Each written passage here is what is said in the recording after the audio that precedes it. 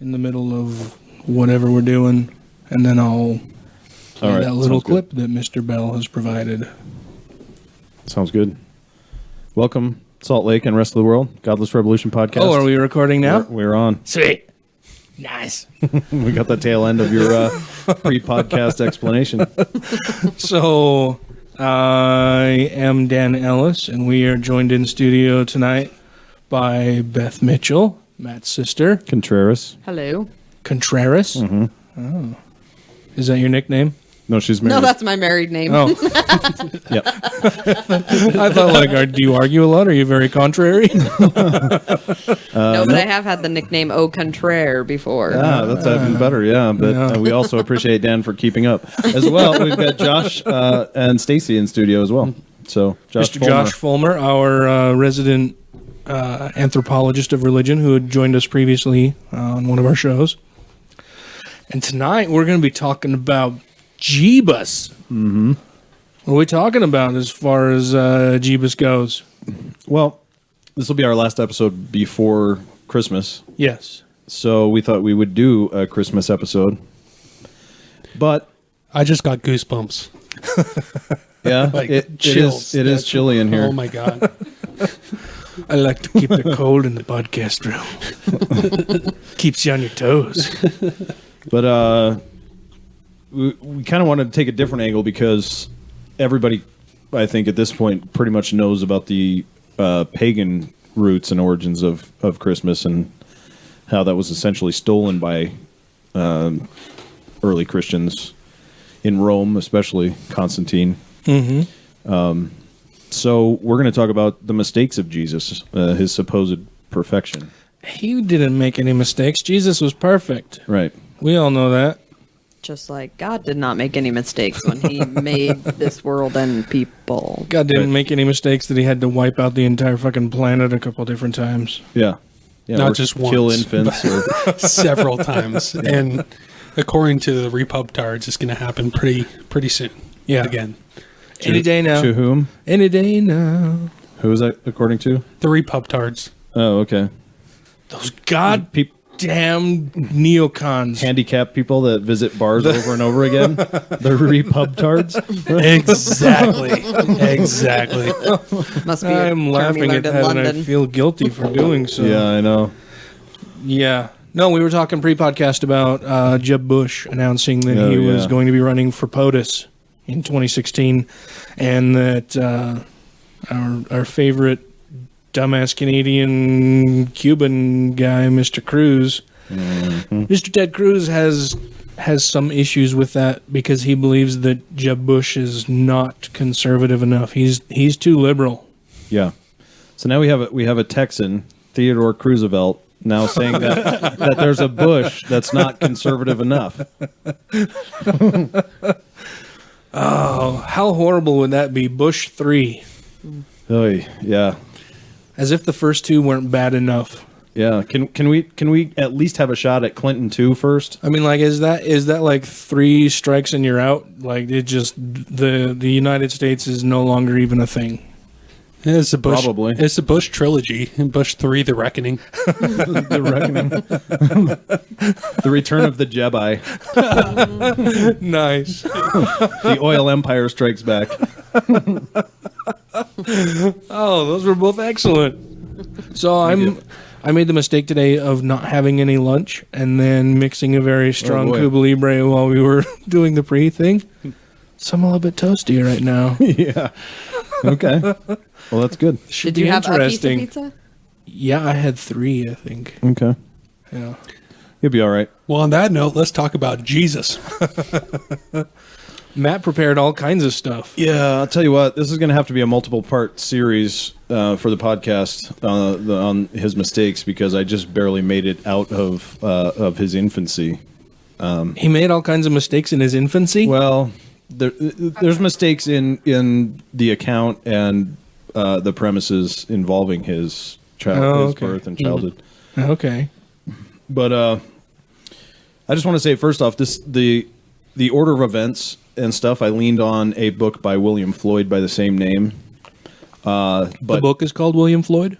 Yes. The book is called The Mistakes of Jesus. Oh, Was that a serious question? kind of. Oh, okay. I must have said that I awkwardly. told you I had a really stiff drink before we started. Okay. But the verifying research and wording is my own. I was just going to start by saying that there's a place by my house. There's a liquor store by my house where I seem to always get the same female cashier when I buy booze, and I know her in the biblical sense, and What? by that I mean I don't believe a word she says. That means two things. Right. And so that basically, I guess, will kick off what the rest of this will be about. What does she say that you don't believe at all when you go into the liquor store? Let's that's a joke, Dan. We'll move on. That was just to get us started. I was wondering the same thing too. You have these long, in-depth conversations with the cashier at the liquor store. Okay. Moving on. Yeah, I think we should. We shall. There's a little bit of an intro here, so most of it will be just me kind of basically reading some of this stuff to get us to the point where we can have some discussion about it. Although, as these always go, anybody can interject any thoughts or Yeah. they have at any You know point. what we neglected to do is say how much we miss having Ryan here. Ryan is away this week visiting family for the holidays, and You do seem a little toasty. so I miss Ryan. I miss Ryan a lot. No, of course, yeah. Figuring out the technology for this podcast was a migraine and a half. So Yeah, well, Hopefully it works out. yeah. But yeah, we miss you, Ryan. You and your damn sexy tattoos. Which was exactly what we said last time he was gone. He's got a tree on his It's a arm. bit of a callback. All right. Some of these are going to be assertions of mine. If there's any disagreement, obviously I welcome it. But in our modern world, even with all of its shortcomings, it's incredibly preferable to the earth or even the heaven of the first century. What was the heaven of the first century? Well, I mean, the claims that they were making about. I mean, I know the earth was not very super. Okay, well, but even the heaven that they're talking about, right? It's. I guess it was probably fairly similar to the one they talk about today, which It's like the muck seems isn't as thick. abysmal to me, even still. Yeah. Well, yeah. I mean, does anybody really want to live out eternity Right. with Okay. their relatives? Well, that's kind of exactly what I mean. We also know now that people can do more to eradicate sorrow and suffering than Jesus ever thought of. Oh yeah, sure. Okay. They say he healed the lame and the blind or whatever, but And lepers and Yeah. whatnot. but those were all people who lived within walking fucking distance of him. Sure. It wasn't the scientific technology that we have now where we can replace limbs. You know, Right. God doesn't ever heal amputees. God doesn't replace limbs. Science does that. And when we think about it, so we hear a lot of the stories, and I imagine we're going to get into several of those of where Jesus is healing. Now, specifically, I would say that this isn't done necessarily out of compassion from an individual who's just going by and saying, "Oh, look, somebody's blind. I'm going to heal him." Typically, when you're reading these stories, it's done as a teaching tool to further his proselytizing. And so when he heals somebody, it's, look what I can do as the Son of God. Yeah, it's not And an altruistic necessar- act. Exactly. Yeah, it's not altruistic. It's, look how fucking cool I am. You guys should follow me because I'm the shit. Yeah. It always reminds me of those the videos you see of the preachers that are trying to heal people and they're violently shaking yeah. and screaming and rolling around on the floor, Speaking in tongues and then claiming they're healed. It kind of reminds me of that kind of a thing. The televangelist. Yeah. Yeah, exactly. Right, and he would have been probably viewed a lot like that in that time because he was fairly radical. Not in the good way. Like, are they He legitimately wasn't totally healed or are radical, they dude. just... He was just radical. Is yeah. it just brainwashing and mind games. Yeah. Right. Yeah, well, it's just an effort to try to get people to follow him. So, so yeah, it's just, hey, if you follow me, if I can trip and break your ankle, I can fix that shit. Yeah, not like today where we have penicillin in prisons for that. Yeah, and also, I mean, the fact that these accounts were written, anywhere from 300 to 700 years after Christ even lived. Sure, yeah, and we'll get into some of that as well. Yeah. As a side note, also, if anyone is convinced that Jesus may have made a mistake, they're not necessarily compelled to be an atheist, right? I mean, if that's something that's you're afraid of using that word or whatever, but or afraid of admitting that he did make any mistakes. Well, unless I say that he's perfect, that means obviously I don't believe in him. Right. But Dan, on a side note of that, I can't count how many times Christ is perfect, but he did throw that tantrum in the temple one time. He did beat the shit out of a tree. But he's perfect, Yeah. except for this and this. But perfect. Absolutely he did perfect. forget to tell his parents where he was going, and they worried about him for a couple days when they found him at the temple. Yeah. But he's perfect. So, actually, that leads perfectly into the next part where I was going to say, according to many Christian sects, including Mormons, that hold that Jesus was perfect in every way and the perfect Savior of humankind, if he's found to have made any mistakes, then neither of those things are true. Well, right. I mean, they've painted themselves into a corner where they can't admit any fault with Jesus. I mean, if to do so would negate a lot of the things that they've taught, but that would be nothing new for the LDS Church. I mean, they change their doctrine all the fucking time. Mm-hmm. Yeah. Well, I think the end of that is a problem too, because I mean, he can't be the perfect savior for them so far because they haven't gotten to the point for him to save them eternally, as they believe. Yeah. I mean, because nobody knows what happens after you die. They're just assuming. Okay. And so, Yeah. All right. Sorry, that took me a second. well, it wasn't very clear. No, it was fine. I just.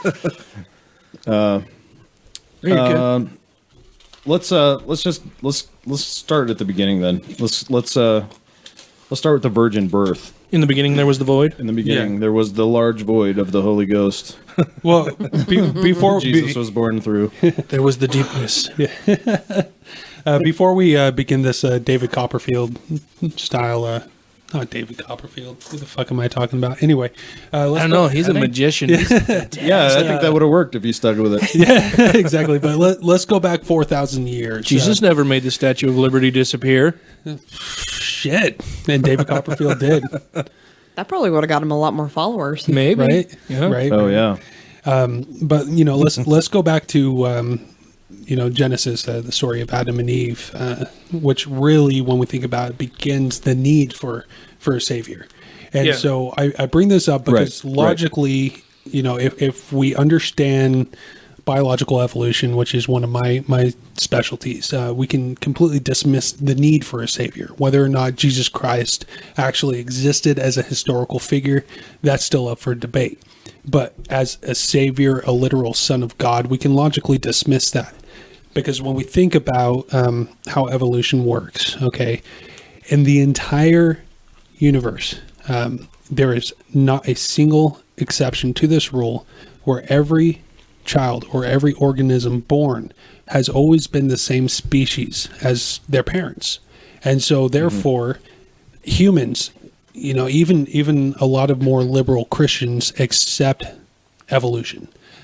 They are beginning to understand it because it's more prevalent to mass media, everything like that. So they're more accepting of the theory of evolution now, more understanding of it.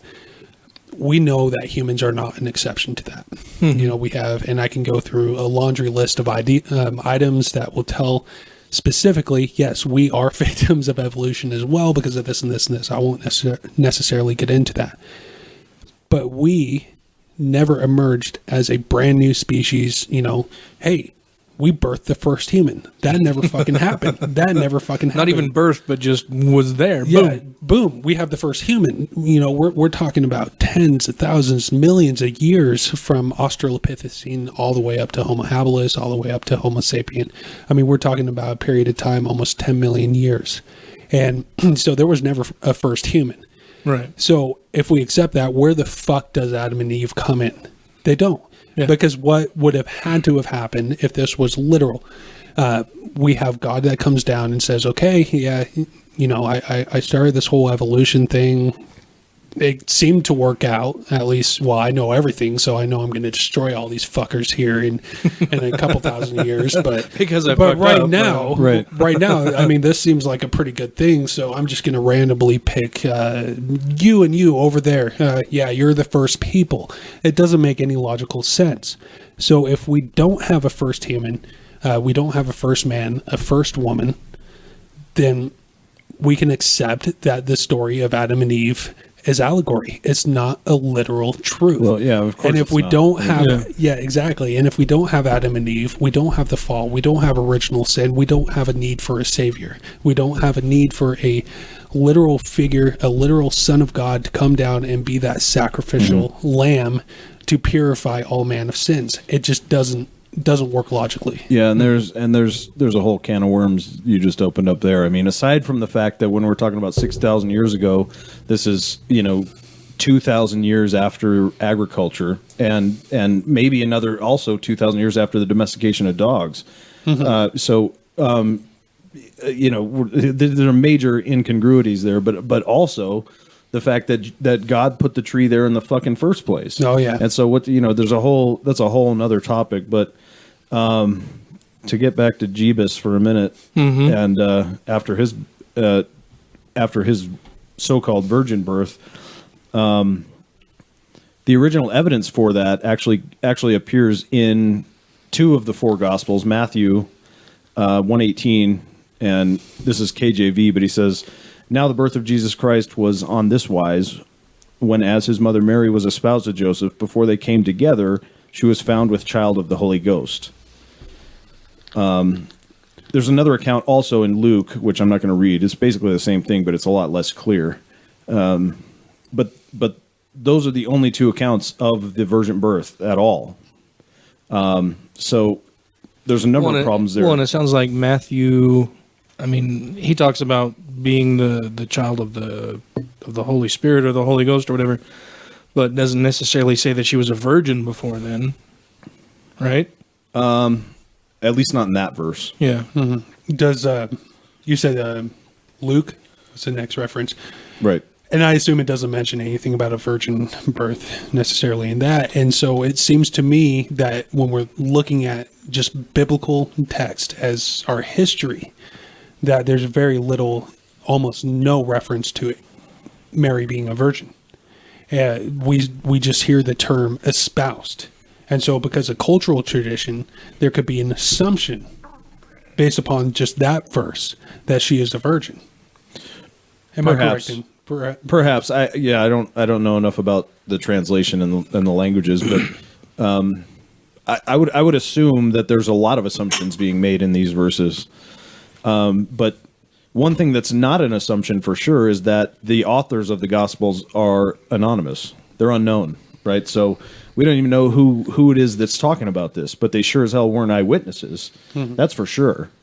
I think it's questionable too, because I mean, there's a lot of cultural, mythological stories of creation of, God's being born and things of that nature that were virgin births. I mean, it's not a new idea when Mary Sure. was a virgin. Yeah, of course. The Jesus virgin birth is not a new idea. Right, including the Buddha. Yeah. Well, yeah, I mean, for ancient peoples, that would have been miraculous. I mean, they all knew that in order to get pregnant, you had to have been inseminated and had to have had sex and all of that good stuff. So if you are just all of a sudden pregnant, how the fuck does that happen? Right. That's never happened before. Oh my God. Yeah, and there's a long-standing fear of vaginas throughout history as well. I mean, just generally, for whatever reason. But I'm seriously, I know it does sound funny, but menstruation is somewhat sinful, painful. Where people childbirth, were isolated for weeks at a time when they were menstruating because it was going to bring devils and plagues into the community. Yeah. Yeah, it's considered unclean and all that kind of stuff. Well, and think about Zoroastrianism and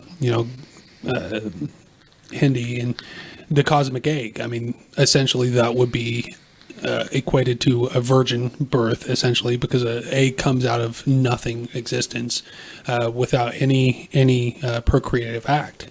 An egg? Yeah. And when we do an Easter special, we'll talk about that. I have a feeling that's going to be a long one, too.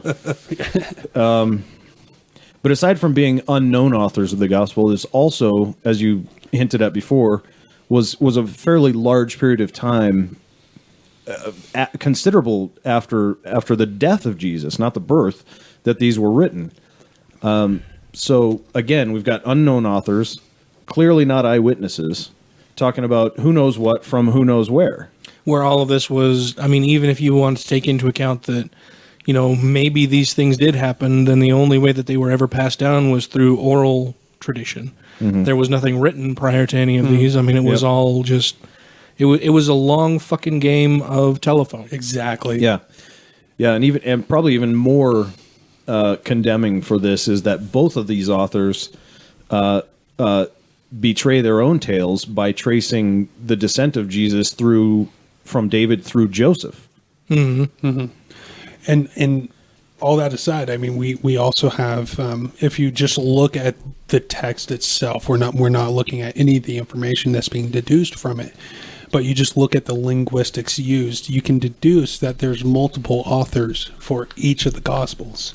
And so we're not talking about one anonymous author that's writing this text 500 to 700 years after the fact. We're talking multiple authors. And just like you said, with a long game of telephone. Mm-hmm. And just, I put 10 people in a row and I tell them, you know, monkey tits or something. It's going to fucking just be completely misconstrued. And who knows how many languages. Yeah. Oh, hell yeah. And who may have had, some sort of incentive to make it sound a certain way, or whatever. Who do you guys think was smarter, Jesus or Buddha? I mean, just in terms of not letting themselves get crucified. That's Anthony Jeselnik, yeah. Just in terms of not getting crucified. I fucking love it.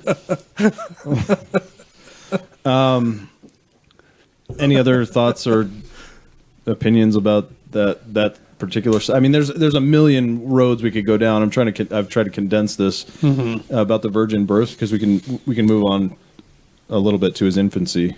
Oh yeah, I mean, I think that there's no reason to believe that it would have ever been a virgin birth. I mean, that's just fucking silly anyway. Well, I mean, if you talk about reasons to believe, right, then there's no reason to believe he existed at all. Yeah.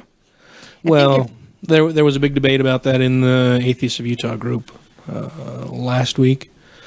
And most people agreed, there's, little to no evidence of it. And one person in particular was saying, oh, no, there's some evidence. We have Josephus.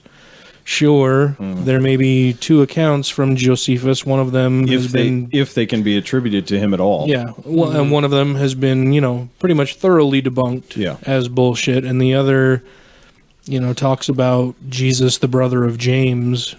But it also mentions several other people named Jesus. So I mean, it's all like there for any contemporaneous accounts of Jesus. They don't fucking exist. Yeah, I think this is you're hitting on a great point that drives me crazy, and I'm in control of the board tonight. So if I need to be muted, sorry, tough shit, everybody. But here's the thing. For some reason, when it comes to belief, and we start talking about God and Jesus and whatever it is, right? All of a sudden, everybody, even atheists, for the most part, take a different view on this, right? So if I was to say, I still don't see any reason to believe in Bigfoot, right? For the majority of people would say, yeah, me neither. Yeah, but there's still going to be a contingent of people out there like, well, we've got footprints. And they'll be like, yeah, granted, a majority of them have been thoroughly destroyed, but there's still a couple of them out there. And absolutely nobody's going to say that's reason enough to believe that they exist. Nobody. Yeah, well, in that sense, I'm saying we've got that amount of a shred of evidence that Jesus may possibly have existed. But because it's religious, people hang on to that. Well, I still could. No, I don't believe it. Yeah, that's not enough. And this particular thread generated tons and tons of comments, and I've been really busy at work this week, so I didn't have much of a chance to comment on it. But one of the arguments that this particular defender of of the historicity of Jesus said, one of the things that I can point to that makes me tend to believe that yes, he actually existed was that we had several people following Jesus and accounts of early Christians. And, just as in several other things, this was all passed down through oral tradition and blah, blah, blah. Okay, fine. If you want to say this was passed down through oral tradition and people followed it because they'd been given these oral stories of Jesus, what then makes you think that any of the accounts of any of the indigenous Native American tribes aren't fucking factual? Sure. That none of their ancestors actually turned into fucking eagles and soared above whatever, and they've got this transcendental experience and all that. Why do you disbelieve that? But for some reason, you still will say, "Oh no, there's reason to believe that Jesus may have existed." Yeah, sure. That was like the weakest, stupidest fucking argument I saw on there. Well, yeah, to me. Belief requires some sort of you just don't believe everything you hear. You know what I mean? Right. Well, and when somebody has to provide some sort of reason, and especially when the evidence for it is so specious. I mean, when you look at the number of believers and for the length of the belief, and to look back and see, well, we have this one tiny bit of maybe evidence from fucking centuries ago. Sure, I'll believe it then. Well, that's been silly. translated over and over and over. That's fucking That's silly. exactly what I'm saying. Yeah, it's like, well, we have this one footprint, and nobody's quite sure where it came from. So Bigfoot. Nope, sorry. Yeah. Nope, just the same as I don't believe in leprechauns. But, Jesus may have been a real guy. Of course he may have. But do I believe he was? No. No. Well, and then even if you were to accept the fact that there may have been some wandering carpenter Jew back in the, back 2,000 years ago, it's a huge fucking leap to say that he was born of a virgin birth and is the son of a god. Oh, yeah. As Christopher Hitchens says, you have all your work ahead of you still. Yeah, you have all of your work still ahead of you to prove that any of that is fucking things. true. Yeah. Can I just say that Mary was very smart? Let's just assume that for cheating on Joseph and disguising it that way, that she wouldn't be stoned. Yeah, sure. Yeah, because think about it. Back then, if you were to become pregnant, out of wedlock, the repercussions for that. So how would you explain it otherwise? She was incredibly smart to come up with an idea such as that, and that's a plausible answer. Yeah, and I think you hit something pretty big. When you look at Judaic law. They had a fundamental misunderstanding of biology when it comes to procreation. We're looking at, people only come from sperm. Okay, women actually have nothing to do except that they incubate the sperm. Except everything to do. But we understand that now because we're not fucktards. Okay, but back then. Well, I think some people nowadays still don't understand that concept. But sure. And so a lot of the Judaic traditions, a lot of that, the woman automatically was put to death if she had committed adultery. But for the men, sure, take on concubines, whatever. Right. The women were actually encouraged to sleep with the other concubines, encouraged into homosexuality and everything of that sort. But with Mary's story, you're exactly right. If she was a real person, without even batting an eye, they would put her to death. Yeah. Yeah. Oh yeah. Yeah. But instead it was, well, I was raped by a ghost. Yeah. What? Well, but he was holy. Well, I still don't. And we're going to have to raise a cave Jew for the rest of our lives. But it's okay because maybe it was just he's more going to like be radical. I promise I didn't sleep with anybody. Yeah. I promise. And here's the thing. I know. But I'm just if she had slept with Joseph, even if it was Joseph's child, the fact that they were not married, sure, then it goes into Judaic law of economics. So even if it was Joseph's child, she still would have been put to death because it was out of wedlock. Now, Joseph, on the other hand, he could have raped somebody and, oh, you know what? I raped you. You're now my wife. Yeah, they would have. That's kind of the had law. to marry him. You have to marry me now. I'll have to give your father X amount of silver, and yeah. Yeah. Let's move on to the slaughter of the firstborns by Herod. Okay.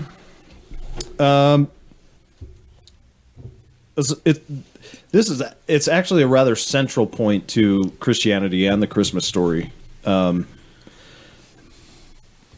least to the mythology. But it seems pretty likely, at least from what I could tell, that it probably didn't happen at all.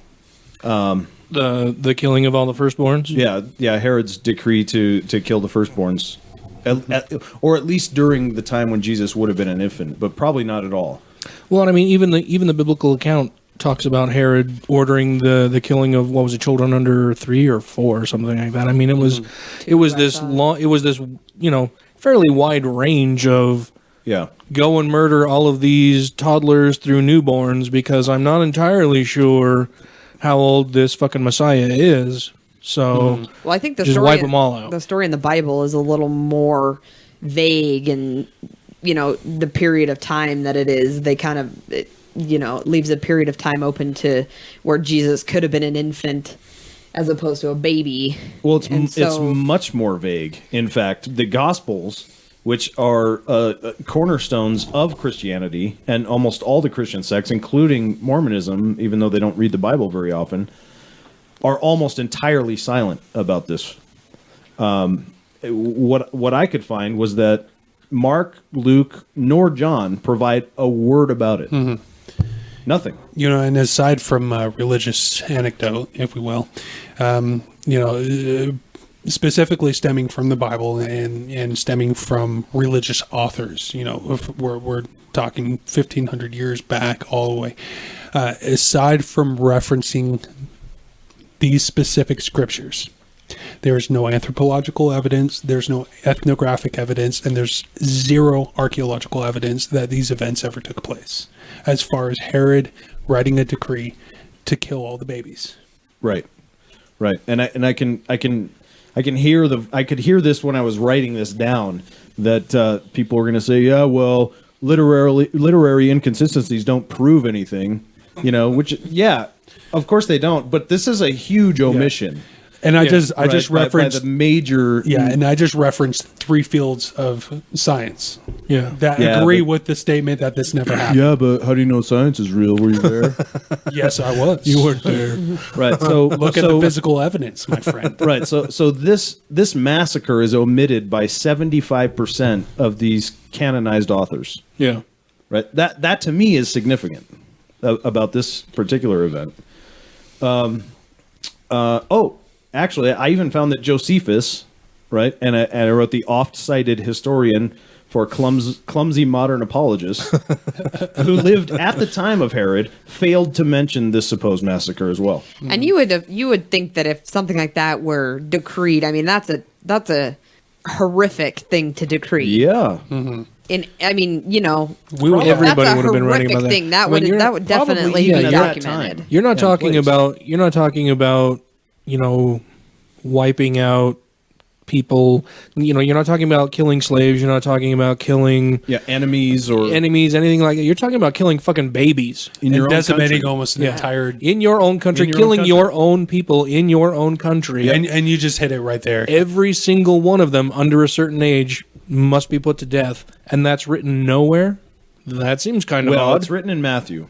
Well, yeah, but I mean, outside 500 years after the fact. Outside of any biblical account, it's written nowhere, and not mentioned by any of the other 3 gospel authors, or by Josephus, who like I said, is the one that everyone loves to jump to, even though that's tenuous. It's at best, but.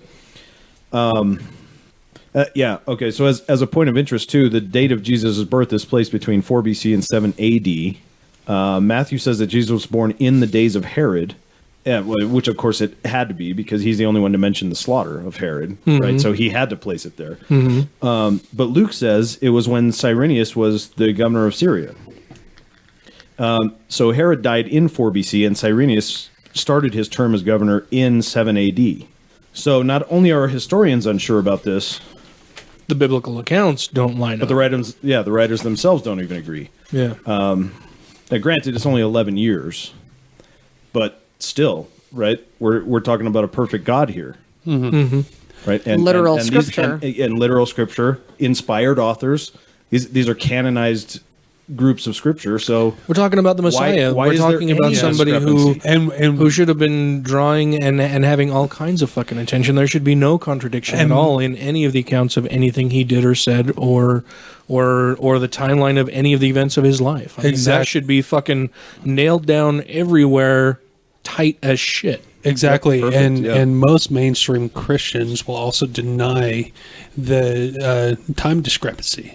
They'll deny that these were written 500 years after the fact. I mean, they fully like to believe that, this was an account directly from Moses. This was an account directly from Mark, from Luke, from Paul. The people who were walking with Jesus, knew Jesus, were able to see his face, but that is not there is no shred of truth in that. Yeah. And so when we're talking about these discrepancies, it's very indicative. When you just look at the linguistics of the Bible, it's very indicative that these are not first-hand accounts. This is not a first-hand account from an inspiration. This is a telephone game, just like you mentioned. And so just by looking at the language of the Bible, you know that it was written at least a generation removed. And it's right there in the fucking structure of the syntax. We don't have to argue the facts. We don't have to argue anything else. When talking about, okay, this was written, 500 years out of the fact, we can look at the syntax and say, this is a generation removed, at least. Yeah, well, and I've heard people say that, a lot of the accounts and a lot of the scriptures start even as close as 40 years. But, I mean, you're still talking at least a generation. You're still talking about, the average lifespan back then was what, 30 to 40 years old? Yeah. So you're still talking about an entire generation of people removed from any firsthand account of Jesus. And the accounts don't ever say, I saw this, I saw that, I did this, I did that. It's, so-and-so went to the tomb. So, they're not firsthand accounts. It's all third-party accounts talking about some of the things that they have been told or that other people have said. It's not, I was a disciple of Jesus and this is what he did during his lifetime. Yeah. And so one of the things that I always like to illustrate in this point, when we're looking at those linguistic differences, you look specifically, and this is what I always use as an example, you have 3 different names for God in the Old Testament. So you have him, I am, and then Lord, or God, or whatever it is, and it's always associated with a different style of writing. Each name is associated with a different style of writing. So you can say, I'm reading a verse that says I am, and it has a very specific style of writing. Well, that's one author. And then when it mentions Lord or God, that's a distinct, separate entity writing that. When it says him, capital H, that's a third author. And so we can kind of cluster those verses together, and we can say, we have at least 3 authors that we can identify just based on the syntax. And several Christians will turn that around and say, see, yeah, it is the truth because we have more than one person even writing about it. And saying similar things. Yeah, but I can say the same thing about Star Trek fan fiction. That doesn't make Star Trek true, even though they give us the fucking cell phone. Yeah. Okay. And automatic doors. For your sake, we'll say Harry Potter fan fiction. We know that's not true. For my sake? For your sake. Because I don't like Harry Potter. Because you're a fucking adult and you don't watch Harry Potter. Correct. Just like I don't watch Spider-Man. Or any of those other books that were designed to make children read. And now adults talk about them like they're serious issues. I like comic books. But it's worth noting that this harassment is coming from a guy that's wearing a Mickey Mouse Band-Aid. I don't even have a fucking rebuttal for that. It's a goddamn Mickey Mouse Band-Aid. What did you do to your finger? Why would you wear a Band-Aid? Well, Matt's like, why isn't it fucking duct tape? okay, Come on, so you pussy. so here's I prefer super glue, but yeah, here's my story about this. So I was, I'm working as a chef right now for barbecue, and I had cut my finger to the bone. I'm not going to mention names, but the guy I was working under, even just a week ago, I cut my finger to the bone. He said that he didn't have the money for me to be able to go to the doctors, which is kind of against the law. And I Not just kind of. very, very much against the law. So I grabbed a needle and thread and gave myself nice. stitches in front of him just to be a dick. Okay, so you're not really. That'll show I'll take him. that back. Yeah, it showed him. Ah.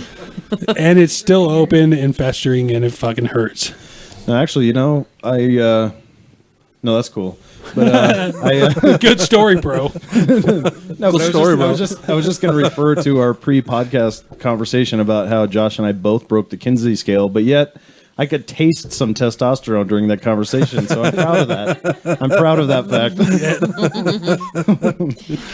I So let it is acceptable now that he's wearing a Mickey Mouse Band-Aid. Well, but More acceptable. that's a good story, bro. Good story, bro. Yeah. We can move on. Getting back to Jesus.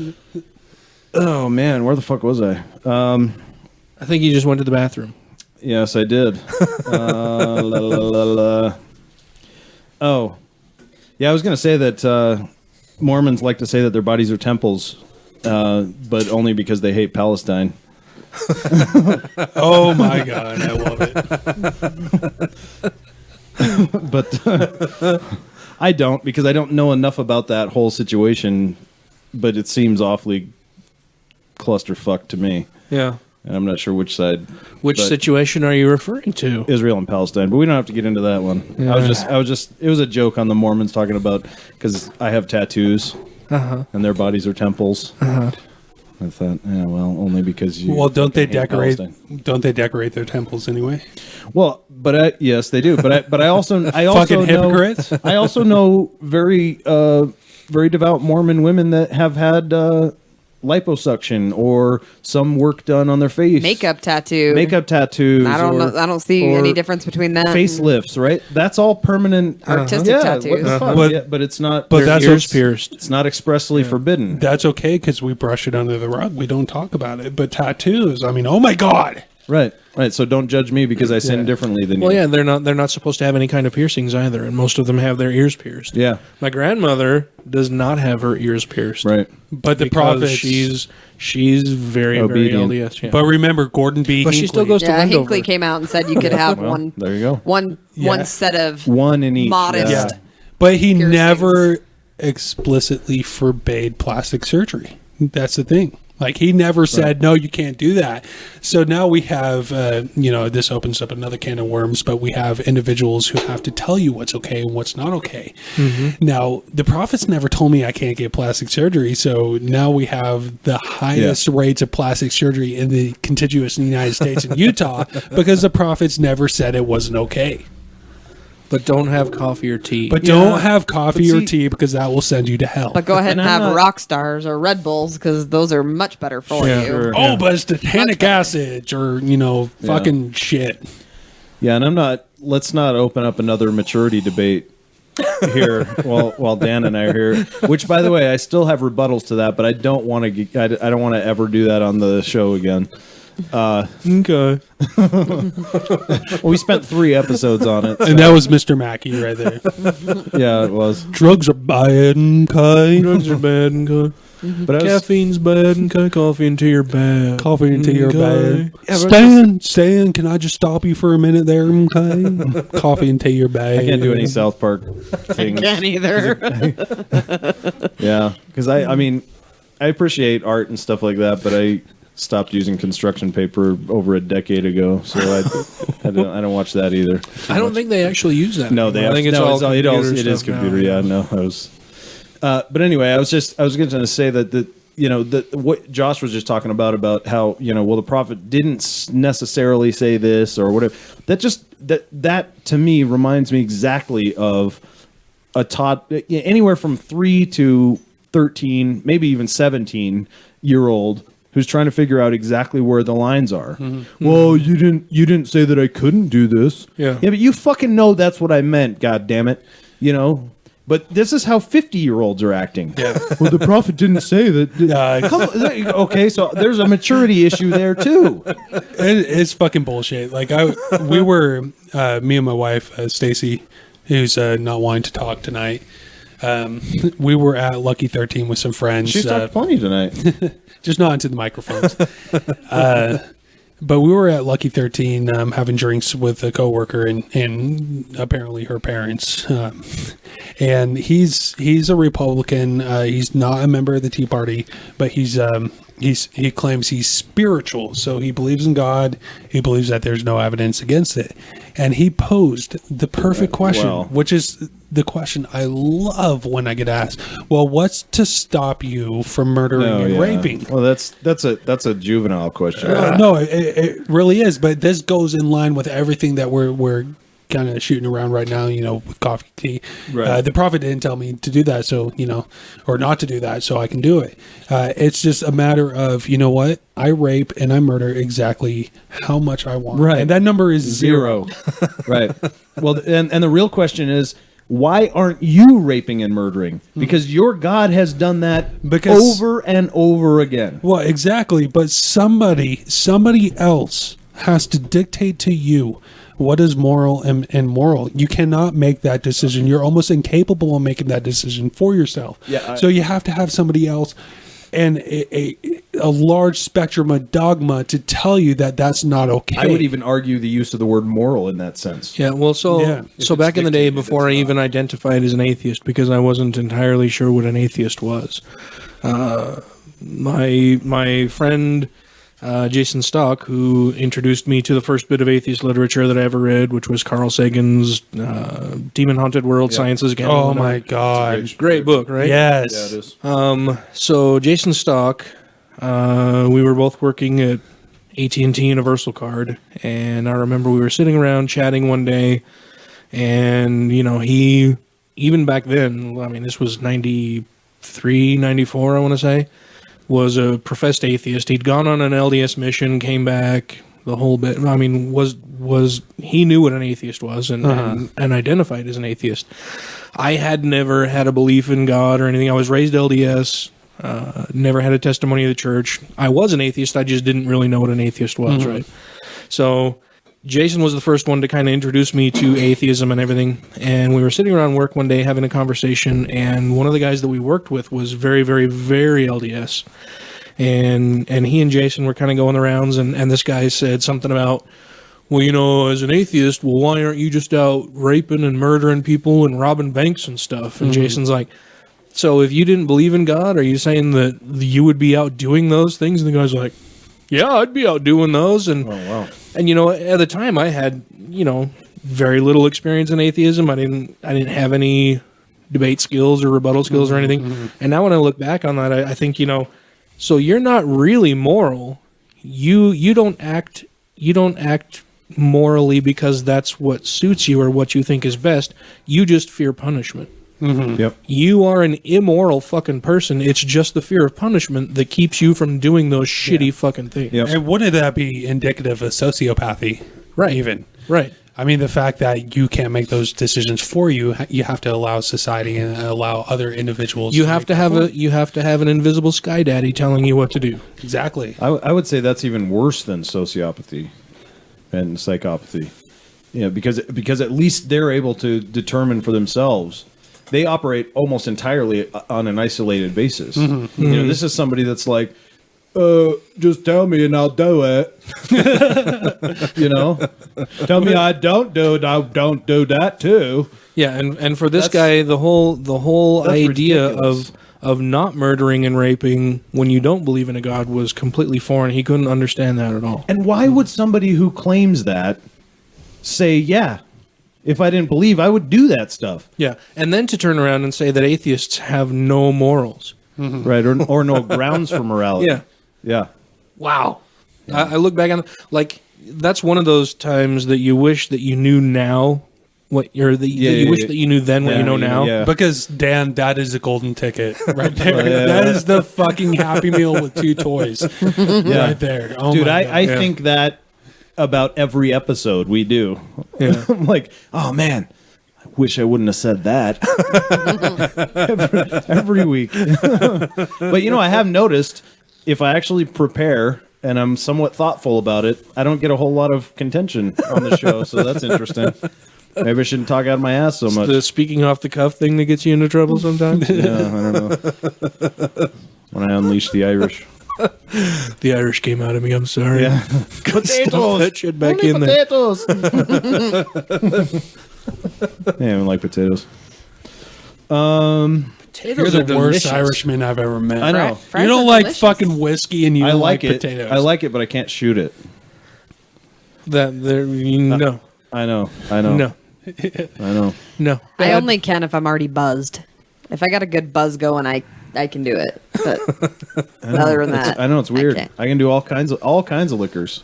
Yeah, Whiskey though, I don't know. whiskey's a no. Is I have my phone connected. Is it muted over there? I thought I heard just a little buzzing there. Maybe. Oh well, yeah. Well, You there can we yank go. the cord. That'll do it. I don't know what button it is. it's muted now. I was like, all right. So let's move on to a little we miss later. you, Ryan. Yeah. So as long as this even actually gets uploaded, assuming this whole episode is working, Yeah. all the numbers are progressing in an order I would expect. So hopefully, Well, good. Let me ask a question based on this morality conversation that we were just having, and hopefully I can express with cogency what I have in my brain. So we're talking about these people that say that if there was no punishment for raping and killing and all sorts of things, they would do it, right? Yeah. Yeah. Yeah. I hear that all the time. yeah.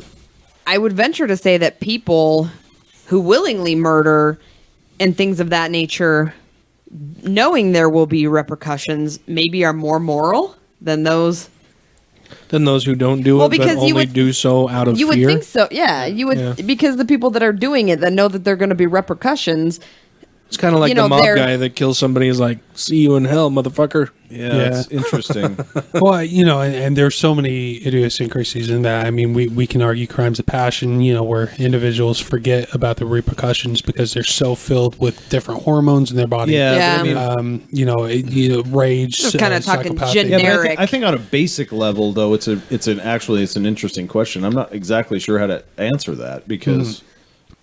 So I mean, Even people that fear, people that believe in God and, maybe would fear the punishment of that, Yeah. but still So- have to, answer to this inner need to, violate somebody else. Right, but they're but in a sense, I guess what you're saying is that they're doing what they want to do despite the outcome, and the other people are cowering to the outcome and neglecting what they want to do, and that's more respectable. No, I'm not saying respectable. I don't think either position that's is a bad word respectable. to use there.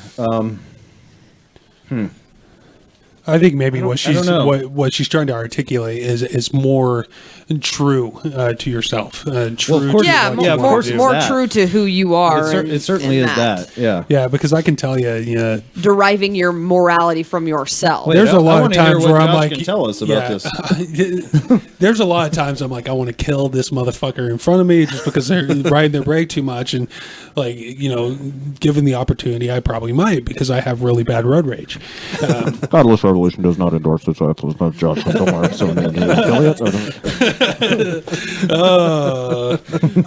But if we look at it from a biological level, so we have two different concepts. We have behavioral ecology, which I'll explain a little bit, and something that's called indirect reciprocity, which is a word or a phrase that I throw around a lot when people are discussing, without God, there's no morals.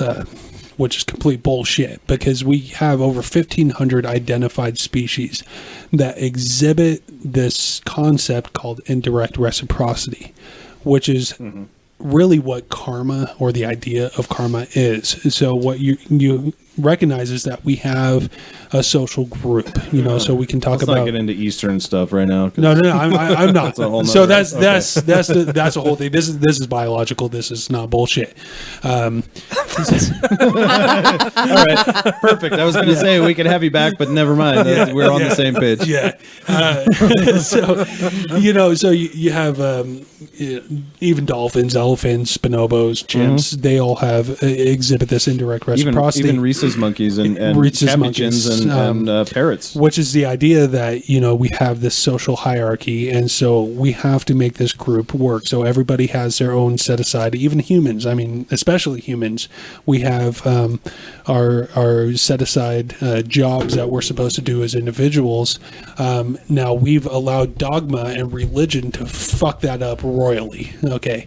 So now we have gender roles and everything like that, which is complete and utter bullshit. But with indirect reciprocity, it's the idea that if I have a good society, if I have a good community I'm living in, then good's going to come back to me. So how do I make that good? Are you talking about The Secret?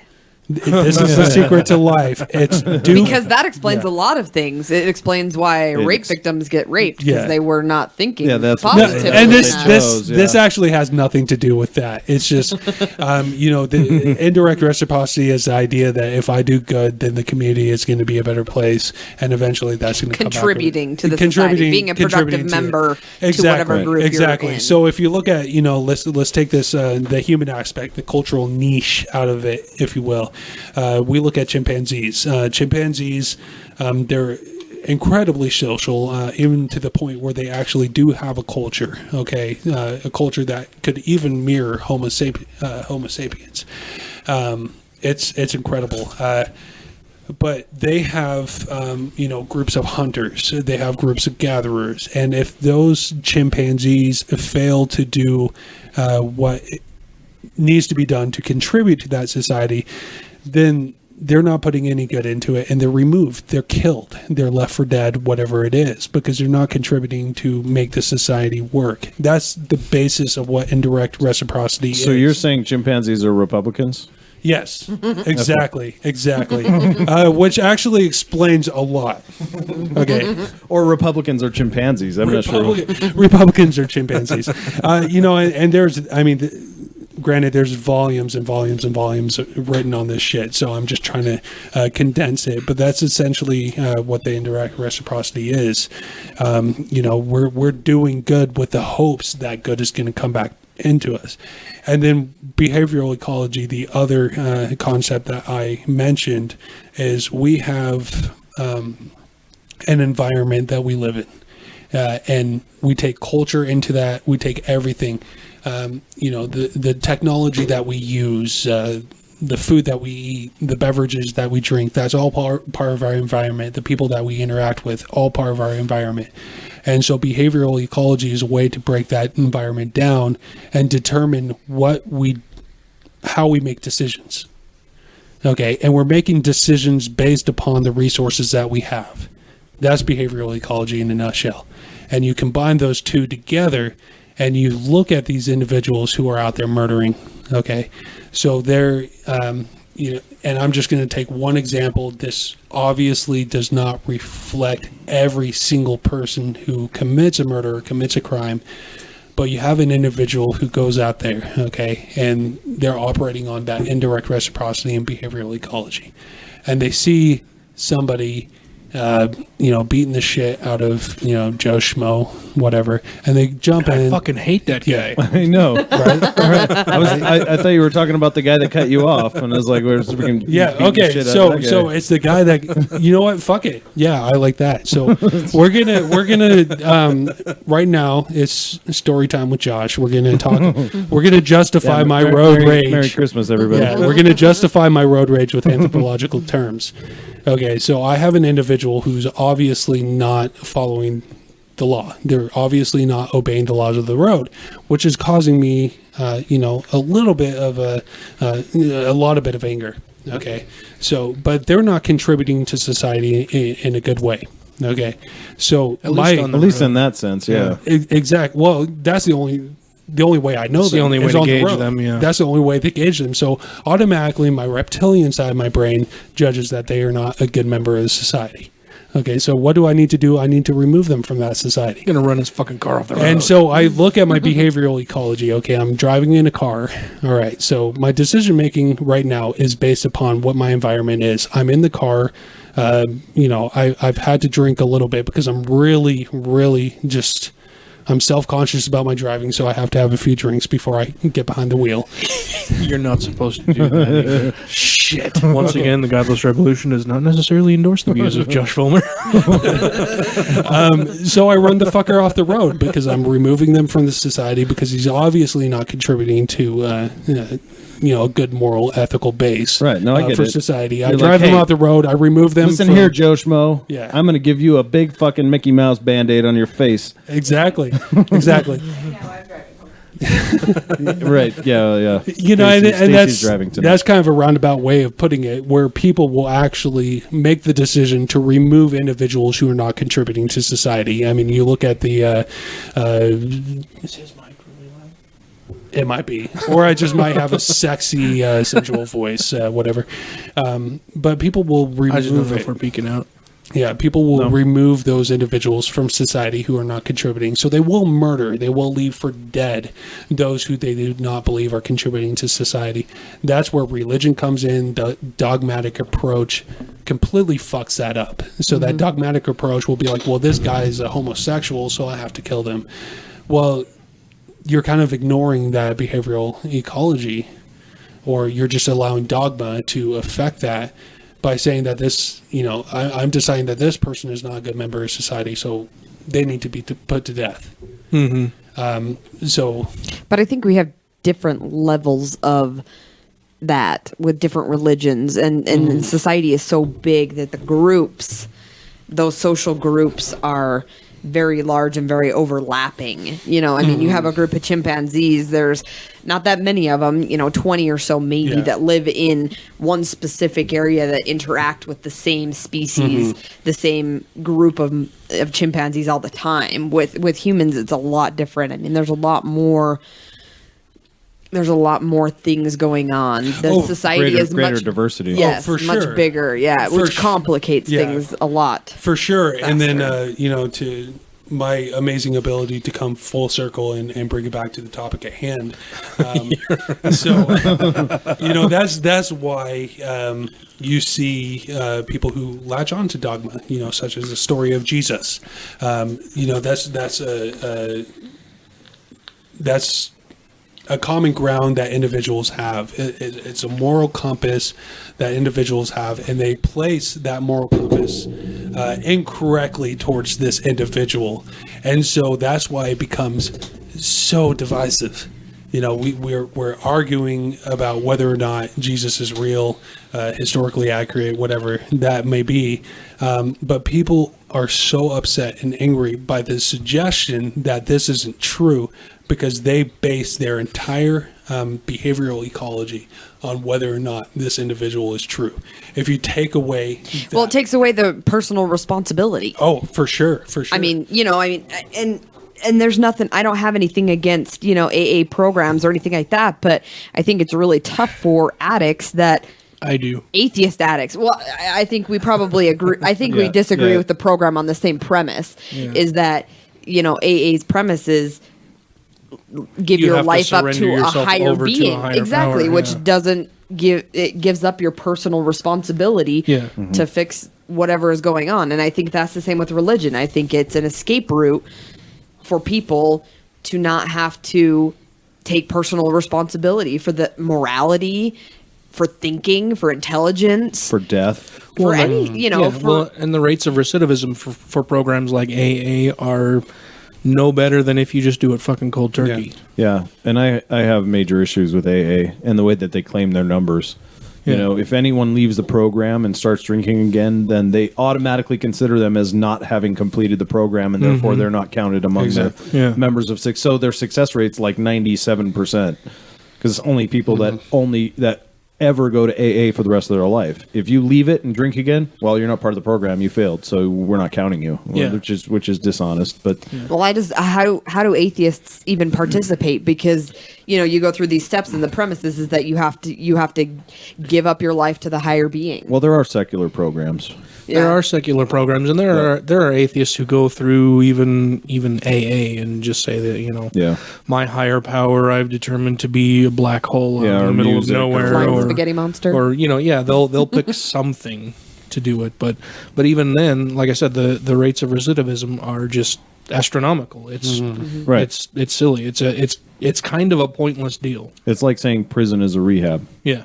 Yep. Speaking of child molesters and cave Jews, shall we get back to Jesus. do religion? And Matt, I tried to bring it full circle back. it's fine, man. It's not your responsibility. It was a valiant effort, though. Mickey It Mouse. was a valiant Mickey Mouse.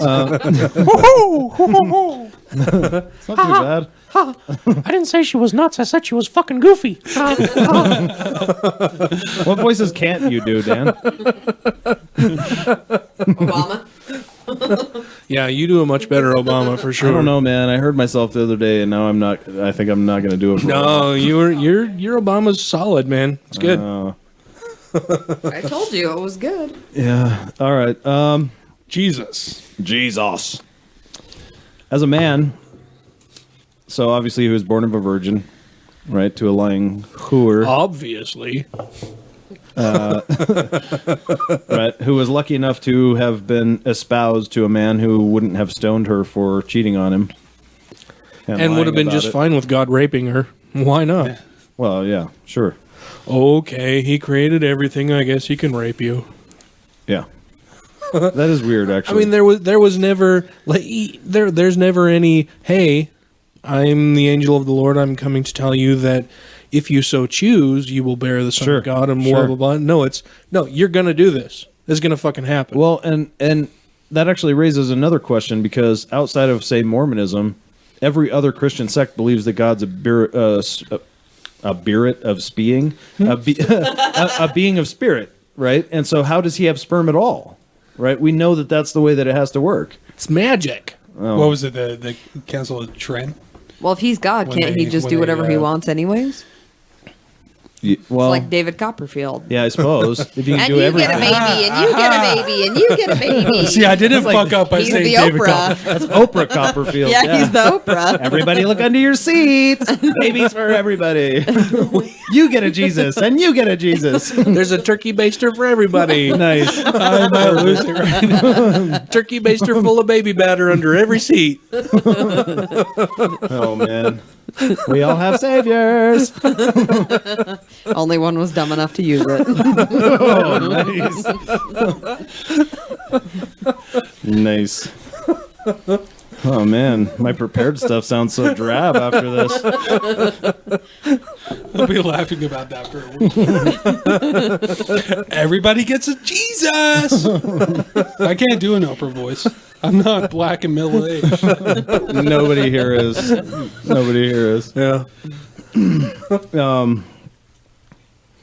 Anywho ways, Jesus did claim to be nearer and more connected to the God he spoke of, even above all other men, as an adult, right?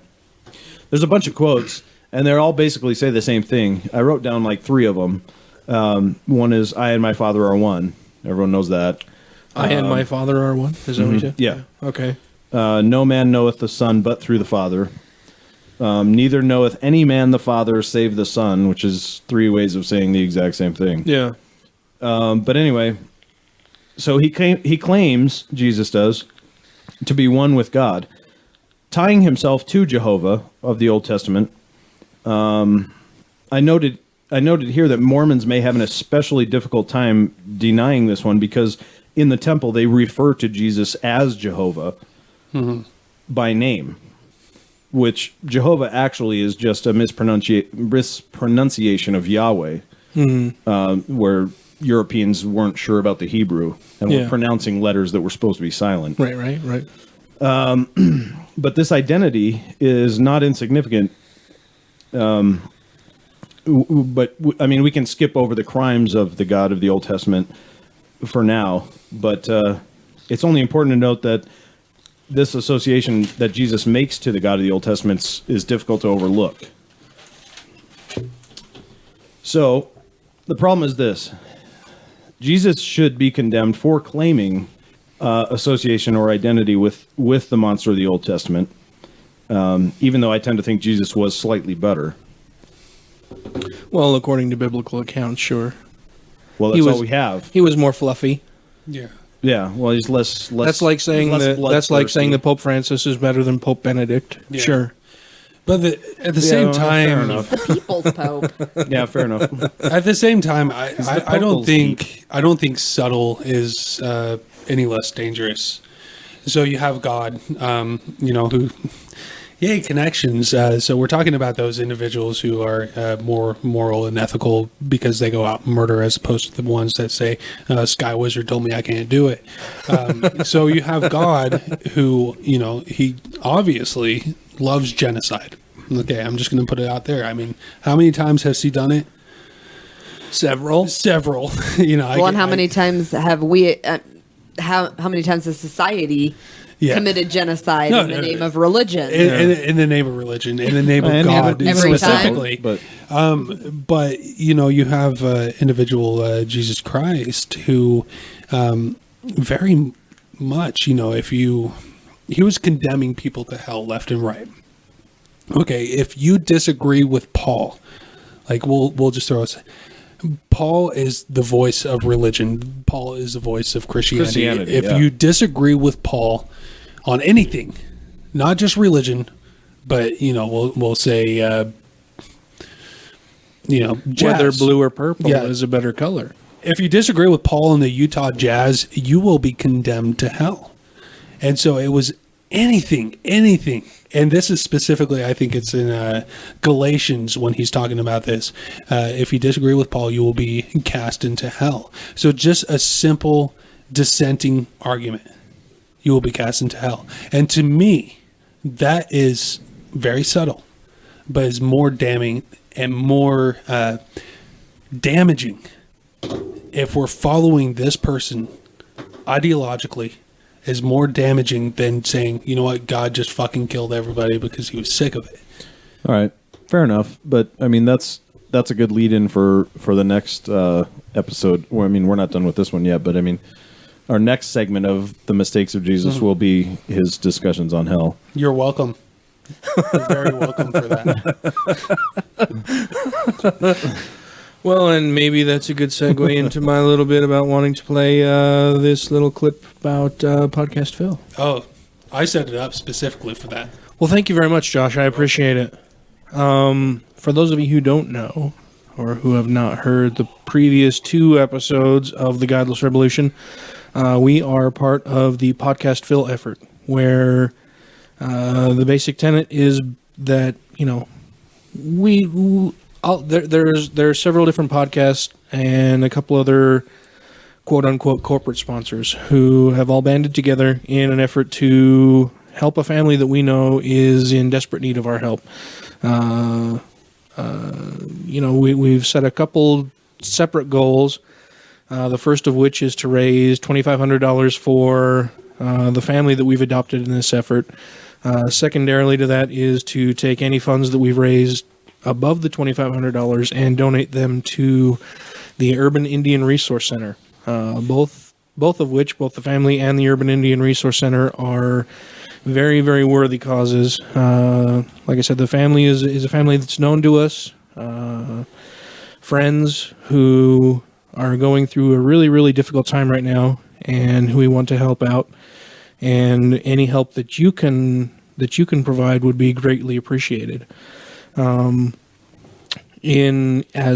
part of that, I've already issued one donation challenge where, I said that anybody who donates to this cause, I'll match their money dollar for dollar up to $150.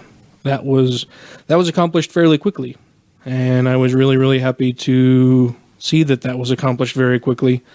The The other part of that is that I today posted out to Facebook that, I have everything I need. I don't need anything right now. Sure. There are a few things that I want. Nothing super extravagant or something, or nothing that I need. Like I said, all of my basic needs are met. I'm asking for you to help me help somebody whose basic needs aren't even being met right now. Yep. Somebody who needs our help, somebody who would benefit from any little bit that you can spare. $5, $10, $20, whatever you can put into this. I'm giving up. I posted out on Facebook today that, I don't need anything. There are a few things that I want, but if you had any desire at all to buy anything for me for your festive holiday party or celebration of whatever sort, whether it's Christmas, Hanukkah, Kwanzaa, whatever holiday you choose to celebrate this season, or even my birthday next month, rather than getting me something that I don't need, I would much rather that you contribute to this family that does need our help. I'm going to go ahead and play this little clip here from Mr. J.M. Bell as part of the Podcast Phil effort. Hi, this is Jeff from The Left Show. This year, the shows of the Defenestrate Media family put our normal holiday money bagging on a shelf to work for something more important, Podcast Phil. Podcast Phil is a concept, a micro-focused spin on holiday giving by forming a coalition of local content creators, like the show you're listening to now, to raise funds and awareness for overlooked families and overlooked groups. Our 2014 goals were simple. We've chosen a struggling family and one specific community organization. Success would be declared at $2,500 for our family and $4,000 for our chosen organization. We've fallen short and we need help. Please visit www.podcastphil.com. Take a look at our information, take a look at our humble mission, and see if you can't find it in yourself to dig deep and help. Thanks, and have a happy holiday season.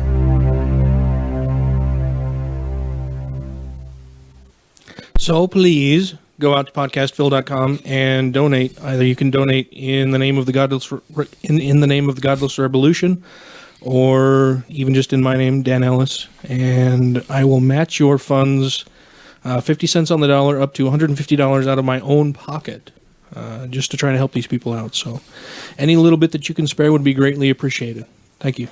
Also, I think maybe it's important to note, I don't know if it is or not, but that Dan and I spent some time, a few hours out at the mall, asking for donations too. Yes. So we're not just sitting behind mics, begging for donations from you guys, but we're actually out there doing it ourselves as well. So we were out there holding signs, panhandling. Yeah, at the mall during Christmas time. And we were doing that. We were asking for money, not for ourselves, but for people who couldn't even be out there doing the panhandling themselves. Right.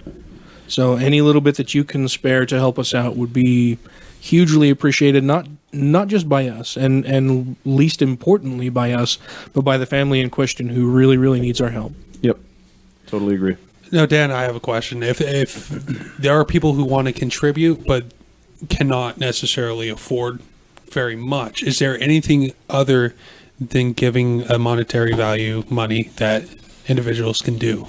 I posted on my Facebook that, rather than get me anything, I would much rather that you contribute to a charity of your choice. Mm-hmm. If you wanted to get me something in particular, I would prefer that, any charity that you choose would be the Podcast Phil effort. But beyond that, if you have warm clothing, if you have food on your shelf, if you have warm clothing, take that to, if you're going to be at the Atheists of Utah party this Saturday, take your warm clothing there, donate it. They're going to take it to an organization who will hand that out to people who are homeless and in need of that type of assistance. If you have food, take it to the Utah Food Bank. Any little bit that you can do to help your fellow man or your fellow person, your fellow human being is going to be appreciated more than you'll ever know. Everybody looks forward to Christmas and what fancy gifts or great things am I going to get this year? Like I said, I don't need anything.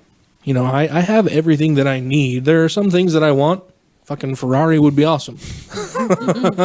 But I don't need anything right now. I would much prefer that rather than somebody get me something just because it's tradition or because they're used to getting me something or getting and giving gifts around this time of year, rather than give to somebody like myself who doesn't need anything, give to somebody who is in need.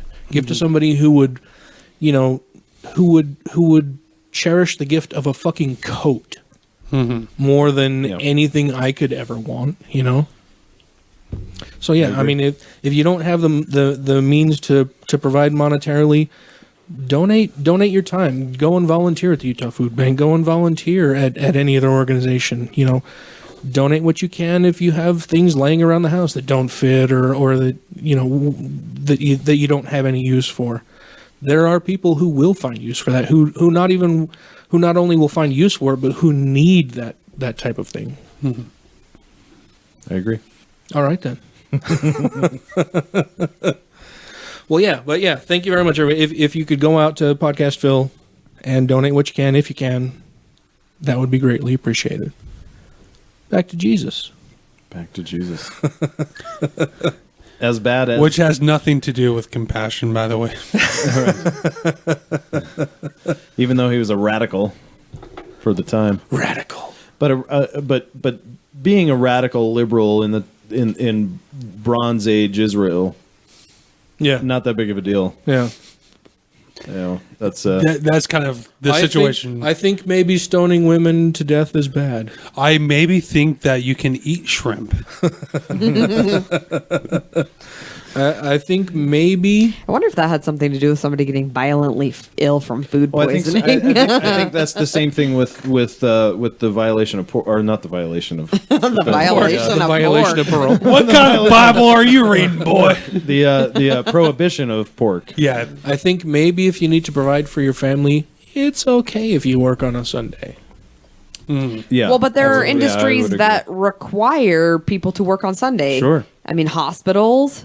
Yep. I mean, what are you going to do if you have a heart attack on a Sunday? Well, but if you're a Mormon, then I guess you're going to die. Yeah. I even remember asking... Gather the brethren to pray over you. I remember asking Mom in, I think it was 95, about Steve Young, right, who was Mormon, and he worked only every Sunday. Yeah. They do practice. Yeah, sure. But the majority of their work is Sunday. Yeah. The highlight of their work. Right, and it just went completely disregarded. It just wasn't even answered. And I'm just like... only... But the thing is, that's okay because of the amount of tithing he pays. Yeah. Well, and the other... And this and the fact that he's giving superstar status to Mormons. This always makes me think of Larry H. Miller, who... prior to his death owned the Utah Jazz, right? And he wouldn't go to the games on Sunday. He wouldn't even watch them on television because it wasn't in line with his religion. But he had absolutely no fucking problem at all with having all of his players do it. Sure. All of his coaches do it. All of the referees do it. All of the fans go out and watch the game and spend their fucking money. That's just fine. He wasn't going to personally do it. And all of the employees he had at his car dealership selling cars on Sunday. Yeah. Or his movie theaters. Or his movie theaters, yeah. Yeah. Well, and here in Utah, because of Larry H. Miller and a few other very religious car dealerships, you can't sell cars on Sunday anymore. Car dealerships, by law, are fucking closed on Sunday. By law. That's fucking ridiculous. Mm-hmm. Yeah, and you know what? I was watching Booze Traveler. Have you guys seen that? No. It's on Travel Channel. It's this guy from South Boston, and he just travels all around the world, and it's kind of like Andrew Zimmern or something, one of those shows. Bizarre Foods. Yeah, except for food, he just goes all around the world and tries booze, right? And what a job. That would be a sucky job. Yeah. It's fucking pity that, man. It's awesome.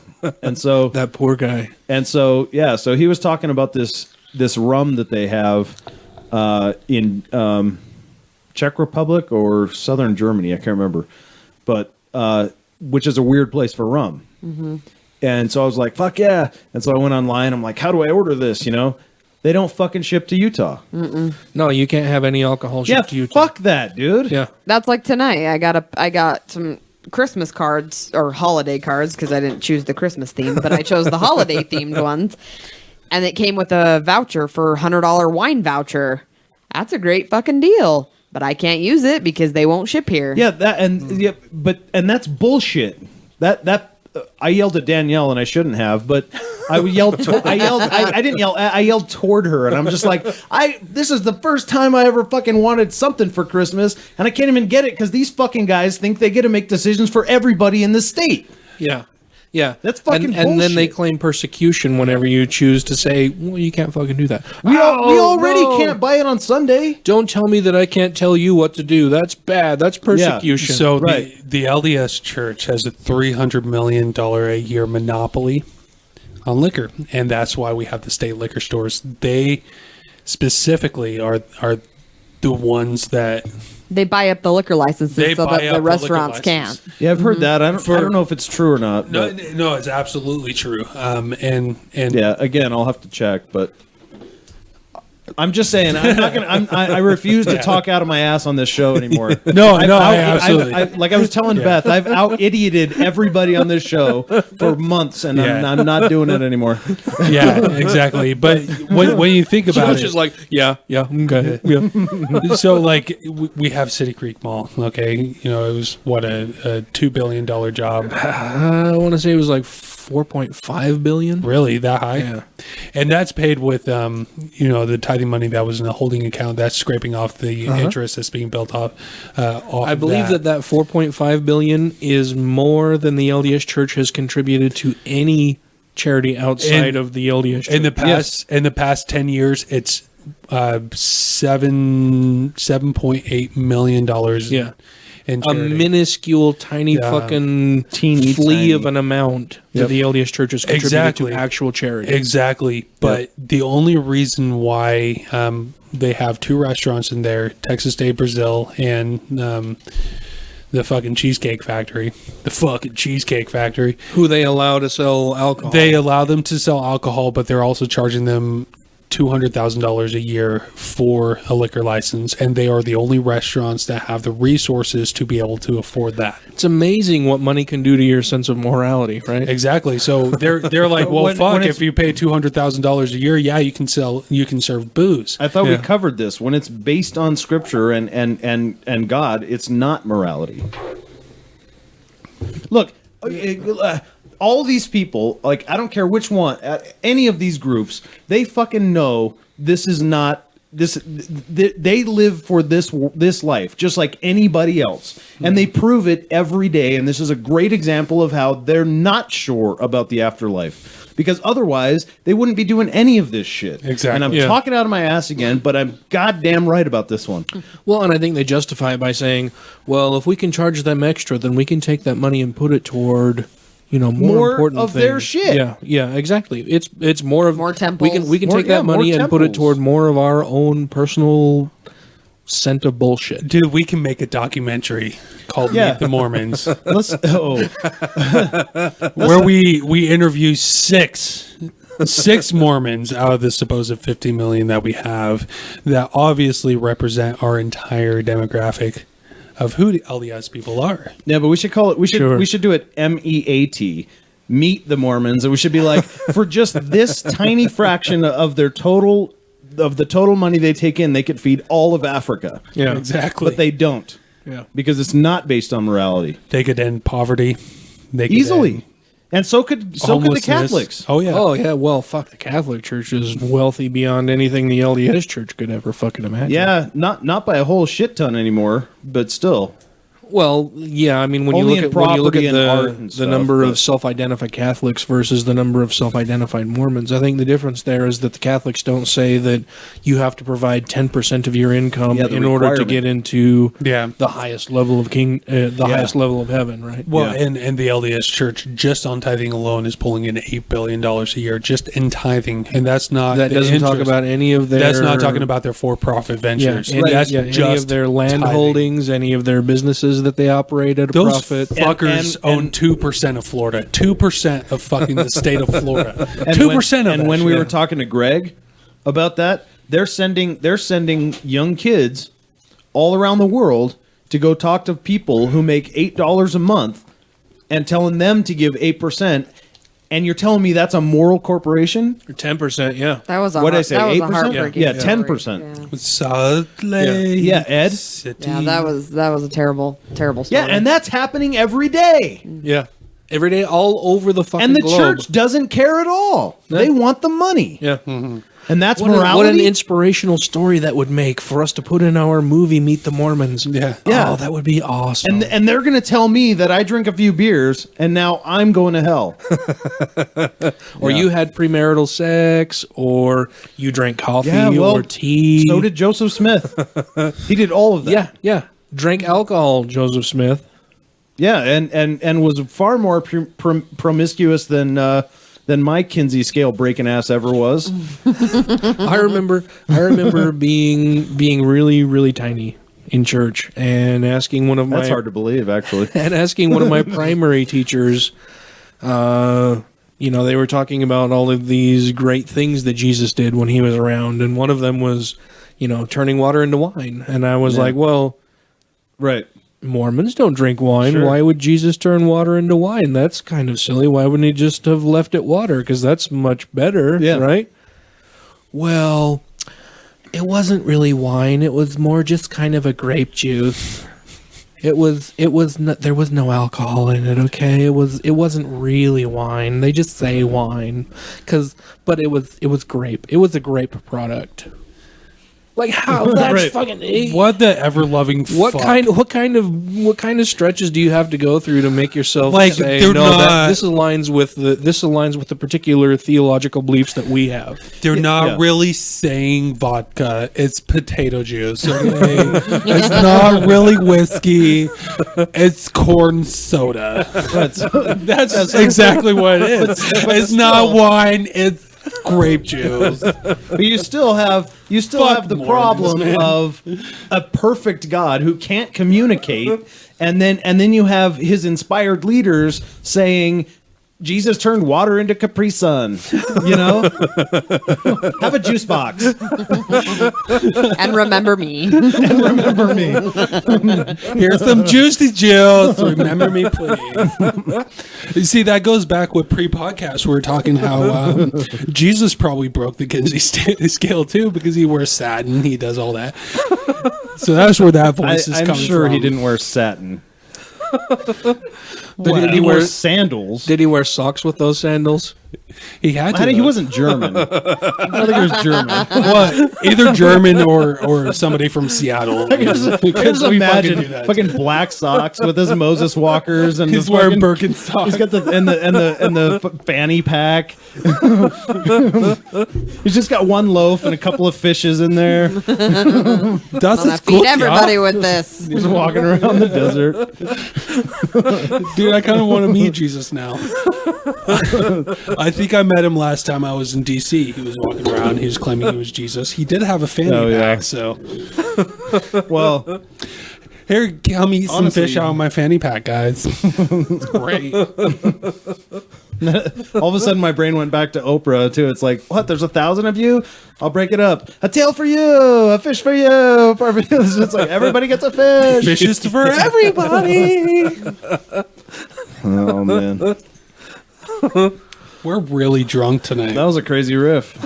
Yeah, dude, we do this. You were just shy last time. We do this every week.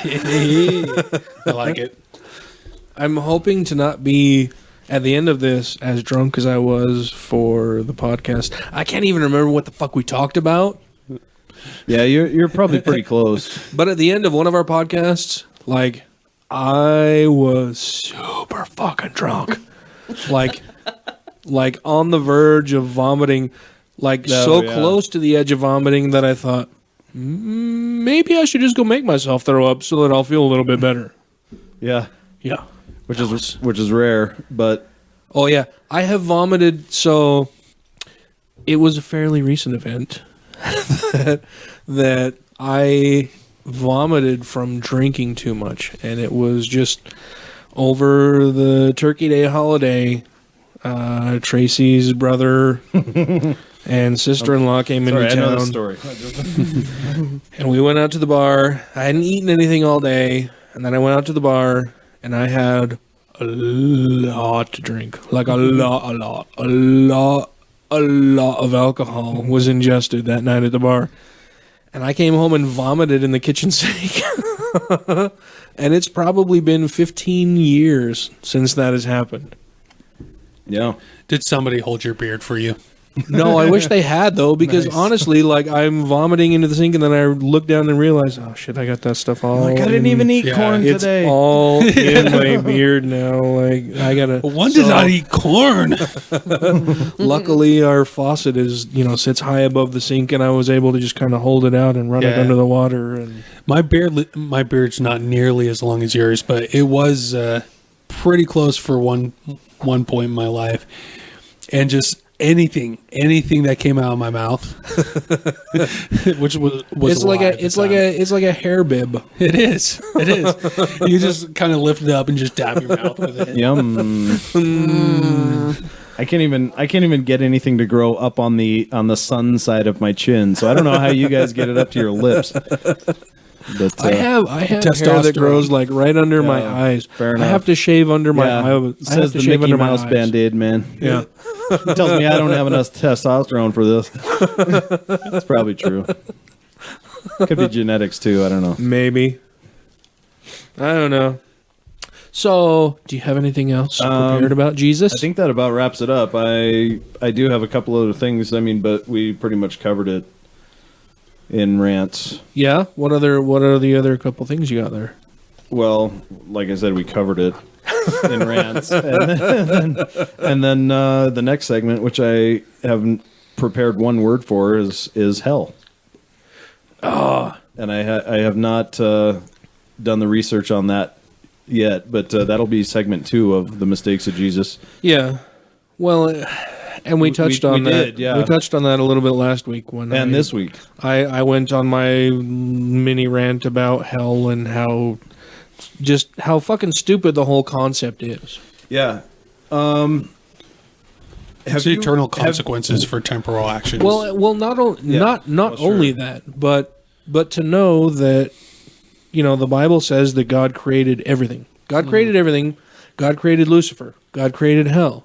God decides who goes to hell because he is the ultimate arbiter, right? He's the most powerful one. Satan doesn't say you're going to hell. God decides you're going to hell. Yeah. Satan is God's ultimate enemy. And God rewards Satan every fucking day, all day long, year after year after year after year, by sending fresh souls for Satan to torture and torment for eternity. This is his ultimate enemy, and he provides him with exactly what he fucking wants every fucking day. Well, but he created him also, but then he made him his equal. Yeah, Right. It doesn't Well- make any. It doesn't make any sense. right. Well, and here's a whole nother twist too.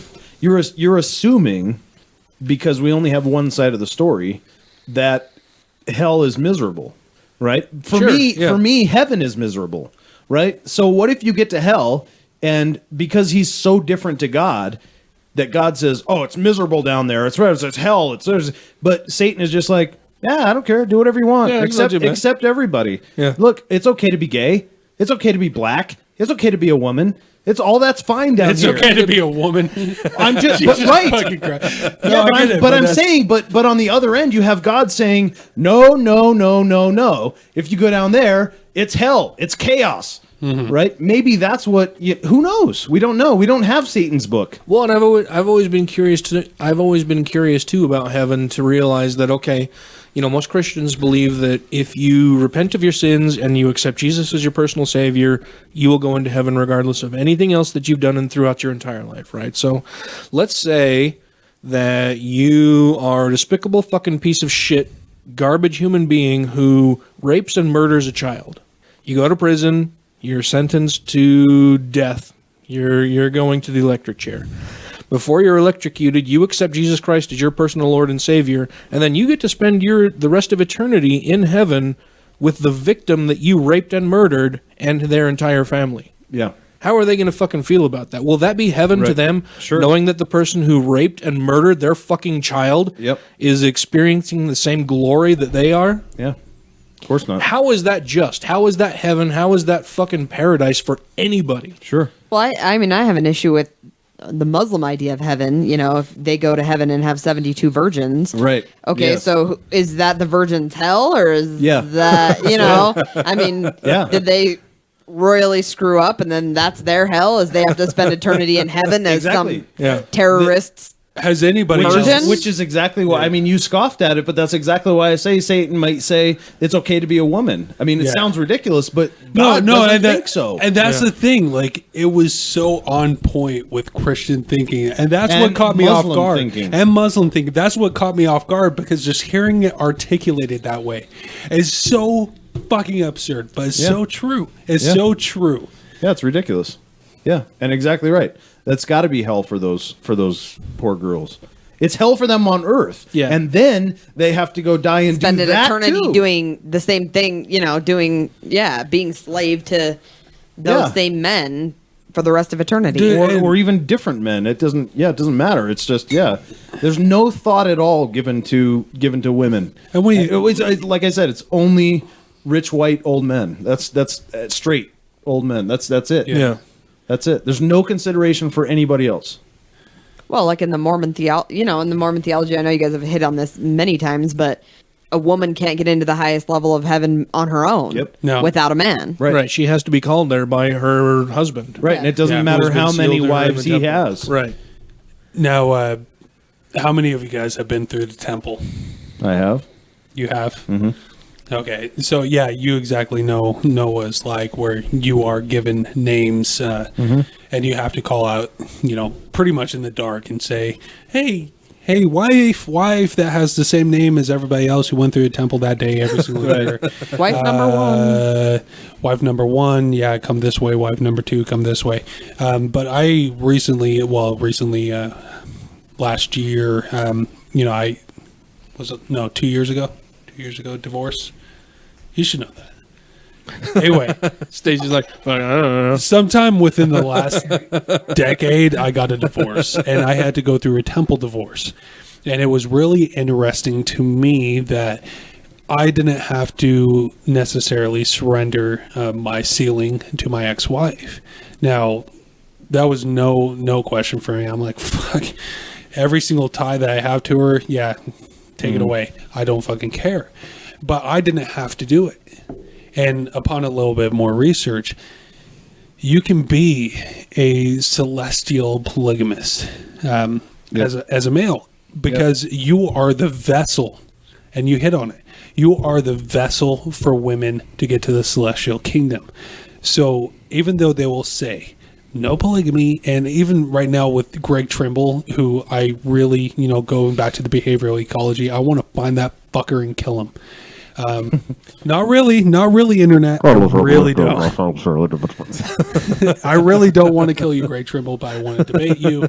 I'm just saying this right now. Let's have a debate. But people are denying that the Mormon Church even teaches a celestial polygamy, which is something that I have learned all throughout church. I was Elders Quorum president. I remember teaching this shit. I remember teaching it. And this was only a couple years ago. And now they're coming out and they're saying, oh, no, we don't teach that. We don't believe in it. It's fucking bullshit. And I have the letters where it says, now it's up to you if you want to, sever this celestial marriage, this eternal marriage. You can go ahead and get married in the temple again, and you can have sealings to multiple women.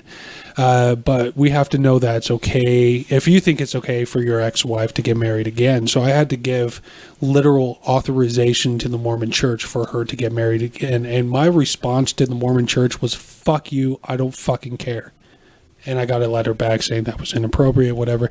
I don't fucking care. Like, it's so fucking make-believe and arbitrary and fictional. Elder Fullmer, I'm sorry that you've strayed away from the path of Jesus Christ. That's inappropriate. Yeah, Brother Fullmer, we would really like you to come back and just... No, it's fucking bullshit. But the way that they treat women, just even and I don't know if you got that sense going through the temple, but it is fucking bullshit how they treat women. Even in the endowment ceremony, even in the initiatory ceremony, it's fucking bullshit. I would say, yeah, of course, but I mean, I would say that's pretty much ubiquitous in religion. Yeah. And in fact, in most cultures across the world, I mean, there's very few places. Only even pockets of modern societies are somewhat fair, and most of that is in Scandinavia, some places in Britain. in a few tiny little sections of the U.S. Yeah, like the Navajo Australia, tribe. maybe. Yeah, Navajo tribe is matrilineal, and you have several of the Northwest groups who are matrilineal. But that's still, those Native Americans who are museum artifacts that the large society. They'll say that. They'll What do you mean, fucking the say that. Lamanites? The Lamanites, exactly. The fucking Lamanites.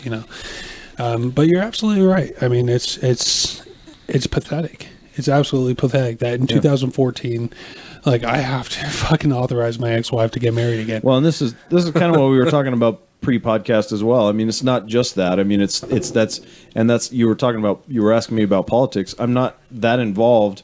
I just tend to lean liberal because the Republican Party seems to me to not stand for as much, but they tend to be anti-women, anti-non-white,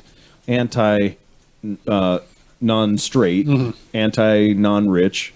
Yeah, they've got all these non-stances. Well, and for the party that professes to believe in, individual responsibility and taking care of yourself and personal choice, they don't allow that for women. Exactly. Well, but they don't even. But here's the thing: nobody gets to be a rich millionaire on their own anyway. They're all depending on somebody else.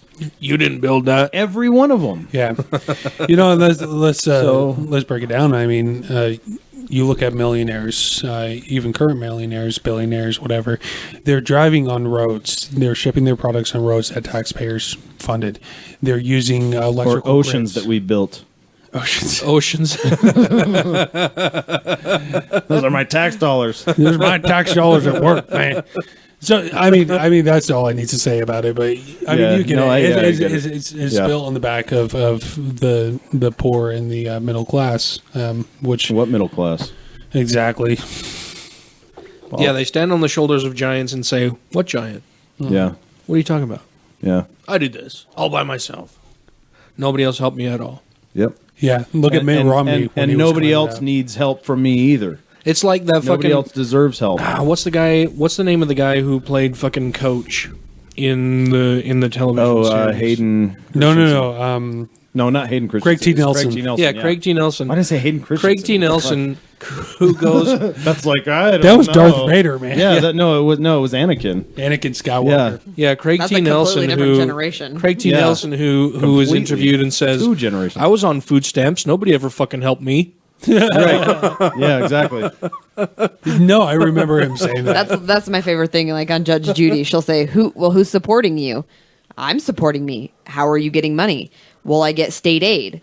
Okay, so we're supporting you, not you are supporting you. We are supporting you. Well, and like Mitt Romney, where he was like, "No, I paid my way through college." Nobody ever helped me. My parents gave me $100,000. Yeah, No exactly. big- That's what it was. No big His deal. parents Right. paid his way solely through college. Right. Well, it's the same with Taylor Swift. Well, how did you ever get a music career going? How did she get a career going? Does nobody know that her dad owns the Swift trucking company? No. No, I didn't know that. Oh, yeah. I didn't know that. Yeah, he's a fucking multimillionaire. That's her dad? Yeah. Is Swift Trucking? Well, I didn't know that. Yeah. So it's like, oh, I moved to Pennsylvania. I moved a few hours away from my parents. Yeah, fuck you. You fucking God. He gave you $1 million to go do whatever I played you open want. mic Come nights on. in Nashville. Yeah. I'm kiss my feeling ass. Come on. pretty good about my. The only Mickey Mouse difference Band-Aid between right you now. and Rebecca Black is that you have a little bit more talent. Yeah. Right? Like Rebecca Black's dad fucking I don't even know who funded all that that is, fucking but I hate Taylor Swift. Friday, gonna Oh, get down. geez. Yeah, Friday. that's Rebecca Black. So Okay. her daddy paid for this fucking music video, Oh, okay. but she's a zero talent fucking hack. Yeah. Taylor Swift has a little bit more talent than she does, and her daddy paid for all of that, so she's awesome. Sure. Okay, Yeah. that's all I got. Me too. We're talking about Taylor Swift now. That's a first, actually. And it was funny because I got so much dead air. I was just like, yeah, fucking tell her that. And everyone's like, I had no idea. I didn't know about the Swift trucking connection. yeah. I didn't either. Yep. But it makes sense because they have the same last name, so I can make the connection now. Yeah. But I honestly it still was a don't leap. fucking Yeah, care. there was a leap there, but I was able to fill it in with. No, I didn't know. Thank you very much for teaching me something this week. Now I feel like I should research that and make sure I'm right about that. All right, then. Well, thank you very much for tuning in, everybody. We will be taking 2 weeks off because the next 2 Wednesdays are Christmas Eve and New Year's Eve, so we won't be recording a show. We will be returning in 3 weeks with a new episode, and we'll be joined by Ryan. Yay! Hopefully he's out having a good time in Wisconsin and getting drunk and eating a lot of cheese. Yeah. If you... And shooting stuff, no doubt. Yeah, sure. Is that what they do in Wisconsin or something, right? Duck hunting, yeah. Yeah. But if you can, please go out to www.podcastphil.com and donate in the name of Godless Rebelution and or myself. I will be matching your donations 50 cents on the dollar up to $150 out of my own pocket for any donations made from now up until Monday. So please go out and help those who need your help much more than I want anything. Agreed. Yep. And it's funny about those guys in Wisconsin, too. We were talking about with Ryan and all the weather and stuff. Like, in the South, you know, whenever there's a dusting, they shut down the whole state. Oh, yeah. And up there, there's like 3 feet, and they're like, I can still find my golf ball. Yeah, exactly. No, I lived in... He's going to go up there in December and go duck hunting. Yeah. Perfect example of that. I lived in Virginia for about 5 years, and, you know, the counties are pretty big. But I remember, because I was in high school, we had a week off of school because of snow days. For the entire week, in my front yard, no snow. The snow was up in the Appalachian Mountains. So we had like 3 or 4 students who couldn't get to school, so they canceled school. But there was no fucking snow anywhere in the city. So they freak the fuck out over inclement weather. Yeah. Well, they don't have the infrastructure to support it. I mean, they don't have trucks to go out and, you know, plow the roads and salt them and sand them and whatever we do here. But I kind of get it, and nobody's used to it, so I kind of get that. But yeah, come on. All right. Thanks, Beth. Thanks, Josh. Mm-hmm. Thank you both very, very much. Till next time. And remember, Godless Rebelution is not responsible for anything that comes out of my mouth. Or anything correct. he does after the show. Both correct. Bye. Bye. Thanks, Bye. everybody. Bye-bye.